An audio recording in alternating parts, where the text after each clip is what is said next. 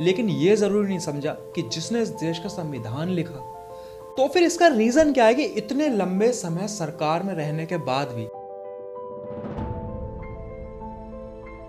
इस देश में सबसे ज्यादा राज करने के बाद भी दलितों को कुछ ना देने वाली पार्टी, जिसने दलितों को सिर्फ एक वोट बैंक की तरह इस्तेमाल करा, वो आज बाबा साहब के लिए आंदोलन कर रही है। कांग्रेस दुनिया की इकलौती ऐसी पार्टी है जिसके लीडर्स ने खुद को तो भारत रत्न दे दिया, लेकिन ये जरूरी नहीं समझा कि जिसने इस देश का संविधान लिखा, जिसने इस देश का भविष्य तय करा, उसे ये सम्मान दिया जाए। और आज ये दलितों को समझा रहे हैं कि बीजेपी तुम्हारे अगेंस्ट है और हम तुम्हारे साथ हैं।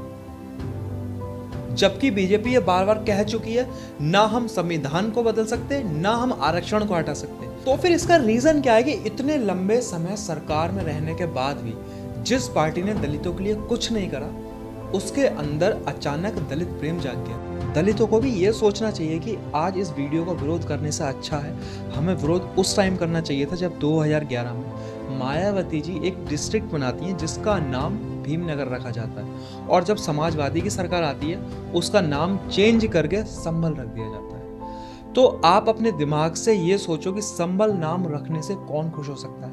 ना सवर्ण खुश हो सकते, ना ही दलित। तो फिर कौन सा वोट बैंक साधा गया वो नाम चेंज करके?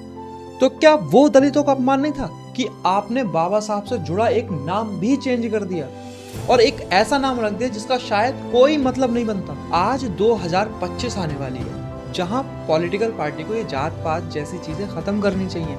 आज सिर्फ अपने वोट बैंक के लिए और गहरी खाई खोद रही है, और कहीं ना कहीं आजकल का युवा इस बहकावे में आ भी रहा है। देखो, ये बात तो आपको माननी पड़ेगी कि पिछले 10 सालों में अगर देश के कुछ चुनावों को छोड़ दिया जाए तो कांग्रेस पूरी तरीके से फेल हो चुकी है, और वो ये जान चुकी है कि बीजेपी का जो कोर वोटर है, मतलब हिंदू जिसमें सारी जातियां आती हैं, वो ही बीजेपी की सबसे बड़ी ताकत है।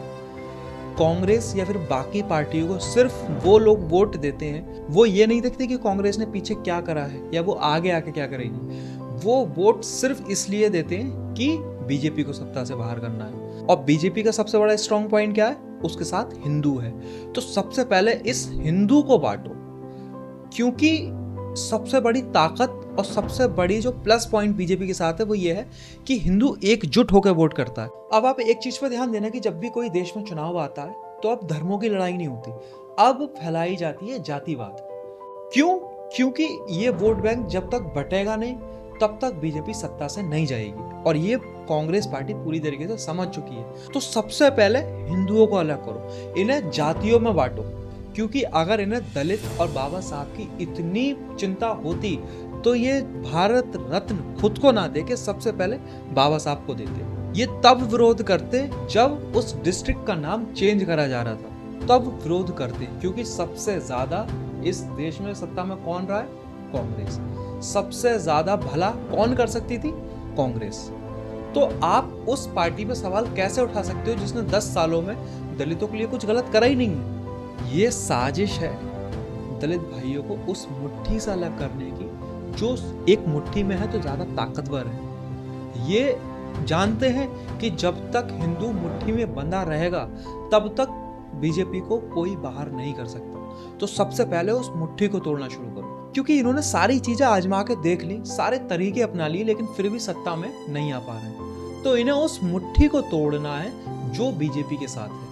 ये जानते हैं कि अगर जब तक ये मुट्ठी बंद रहेगी तब तक ये ताकतवर है। अगर हमें सत्ता में आना है तो पहले इस मुट्ठी को तोड़ना पड़ेगा, इनको अलग अलग करना पड़ेगा, इनमें बीच में खाई खोदी जाएगी जिससे ये आपस में बट जाएं, तो हमारी सरकार आएगी। बस एक बात याद रखना कि अकेली जातियों को हराया जा सकता है, लेकिन जब वो जाति मिलकर धर्म बनाती हैं उसे हराना बहुत मुश्किल है, जो कांग्रेस आज करना चाहती है। धर्म को पहले जातियों में बांटो, उसके बाद राज करो,